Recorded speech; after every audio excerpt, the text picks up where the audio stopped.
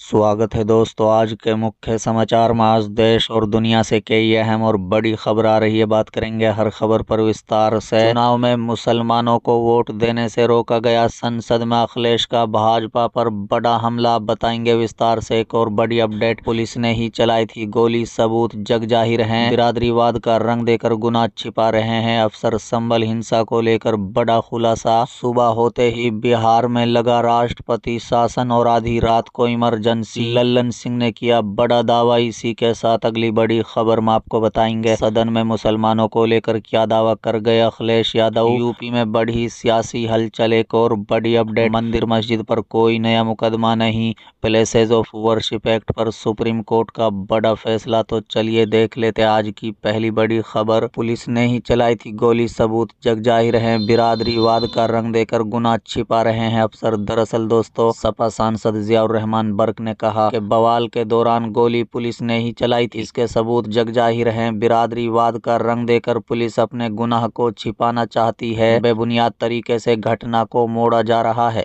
आपकी जानकारी के लिए बता दें, जो एफआईआर कराई गई है उसमें भी दावा बनाया गया है कि जिन लोगों की जान गई है उनके परिवार के लोगों पर भी पूरा दबाव दिया गया है। सादा कागज पर अंगूठे तक लिए हैं। पुलिस के सभी कारनामों के सबूत हैं, इसलिए खुद को बचाने के लिए तरह तरह के मुकदमे दर्ज कराए जा रहे हैं।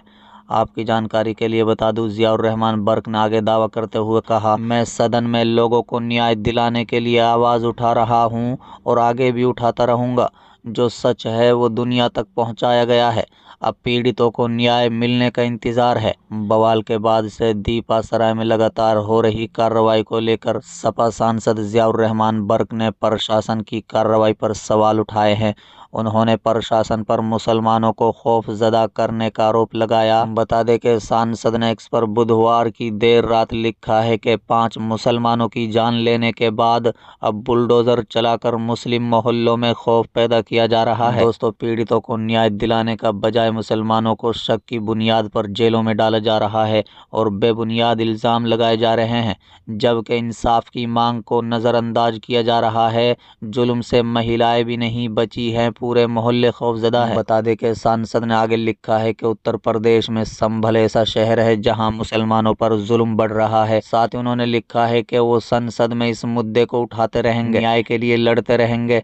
बता दें कि दीपा सराय में ही सांसद बर्क का भी आवास है। चलिए अगली खबर, चुनाव में मुसलमानों को वोट देने से रोका गया, संसद में अखिलेश का भाजपा पर बड़ा हमला। तंज करते हुए पढ़ी कविता। जी हां दोस्तों, आपकी जानकारी के लिए बता दें कि संसद के शीतकालीन सत्र के दौरान संविधान के 75वीं वर्षगांठ पर चर्चा हुई। इस दौरान कन्नौज से सपा सांसद अखिलेश यादव भाजपा पर तंज कसते हुए कविता पढ़ रहे थे। बता दें कि इस दौरान अखिलेश ने कहा कि चुनाव के वक्त वोट डालने जा रहे लोगों को डराया धमकाया गया और कई लोगों को वोट डालने से रोका गया। साथ ही अखिलेश ने पूछा, क्या यही लोकतंत्र गणराज्य है? कहा कि कई जगहों पर हमारी सीमाएं सिकुड़ रही हैं। इस दौरान अखिलेश यादव ने कहा है कि ये संविधान हमारी ढाल है, हमारी सुरक्षा है, ये हमें समय समय पर शक्ति प्रदान करता है। संविधान शोषित, उपेक्षित, पीड़ित और वंचित के अधिकारों को सच्चा संरक्षक है। बता दें, ये संविधान बहुत बड़ा सहारा है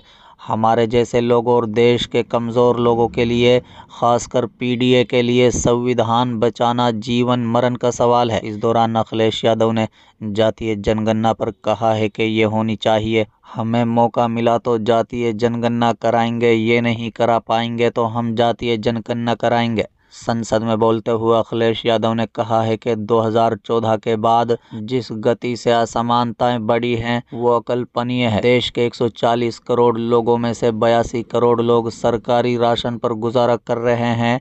जो लोग देश को बताते हैं कि हम दुनिया की सबसे तेजी से बढ़ने वाली अर्थव्यवस्था बन रहे हैं। साथ ही अखिलेश ने कहा है कि मैं सरकार से कहना चाहता हूं कि जब 82 करोड़ लोग सरकारी राशन पर गुजारा कर रहे हैं और दूसरी तरफ देश की 2 से 3 संपत्ति सिर्फ कुछ परिवारों के कब्जे में है, अगर सरकार में हिम्मत है, जब सरकार समय समय पर अपने आंकड़े जारी करती है तो उसे ये आंकड़े भी जारी करने चाहिए कि गरीबी रेखा से नीचे रहने वालों की प्रति व्यक्ति आय कितनी है। अखिलेश यादव ने कहा है कि डबल इंजन की सरकार में अब डब्बे भी टकराने लगे हैं। न्याय मांगने के लिए आत्मदाह तक करना पड़ रहा है। हिरासत में मौत के मामले में नंबर 1 हो रहा है यूपी। अखिलेश ने कहा कि हमें अग्निवीर योजना कभी मंजूर नहीं होगी। पहले की तरह भर्ती होगी तो सीमाएं सुरक्षित रहेंगी। कई जगहों पर हमारी सीमाएं सिकुड़ रही हैं। इस सरकार में लोकतंत्र के साथ खिलवाड़ हो रहा है। हालांकि अब 400 पार के नारे को जनता ने नकार दिया है। इस दौरान अखिलेश ने संसद अटैक में शहीद हुए जवानों को श्रद्धांजलि दी। कहा कि आज सीमाओं की रक्षा करना संप्रभु का सबसे अहम कर्तव्य है, लेकिन हमारे मंत्री बेहतर जानते होंगे कि कई जगह पर हमारी सीमा सिकुड़ रही है। चलिए